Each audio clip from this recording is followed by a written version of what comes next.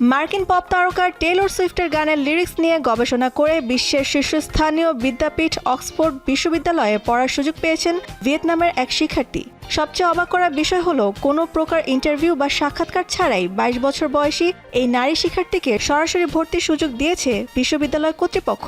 When কুয়ন Nguyen নামের এই মেধাবী শিক্ষার্থী গত মার্চ মাসে অক্সফোর্ড এবং ক্যামব্রিজ উভয় বিশ্ববিদ্যালয় থেকেই ভর্তির চিঠি পেয়েছেন। বর্তমানে তিনি ইউনিভার্সিটি অব দি নাংয়ে ইংরেজি ভাষা শিক্ষা বিষয়ে স্নাতক পড়ছেন। এনগুয়েনের এই অভাবনীয় সাফল্যের মূল চাবিকাঠি ছিল তার গবেষণার বিষয়। তিনি মূলত টেলর সুইফটের গানের কনসেপচুয়াল মেটাফোর বা ধারাগত রূপক নিয়ে কাজ করেছেন। বিশ্ববিদ্যালয়ের দ্বিতীয় বর্ষে থাকাকালীন তিনি এ গবেষণা শুরু করেন, যেখানে তিনি দেখেছেন কিভাবে সুইফটের গানে মানুষ আবেগ ও বাস্তব অভিজ্ঞতাকে বিভিন্ন মেটাফোরের মাধ্যমে ফুটিয়ে তোলা হয়। সাধারণত অক্সফোর্ড ও ক্যামব্রিজের মতো বিশ্ববিদ্যালয়ের ভর্তির ক্ষেত্রে সাক্ষাৎকার একটি বাধ্যতামূলক ধাপ, কিন্তু এনগুয়েনের স্বাধীন গবেষণার দক্ষতা এবং তার অনন্য দৃষ্টিভঙ্গি বিশ্ববিদ্যালয় কর্তৃপক্ষকে এতটাই মুগ্ধ করেছে যে তারা তাকে সরাসরি ভর্তির সুযোগ দেওয়ার সিদ্ধান্ত নেয়।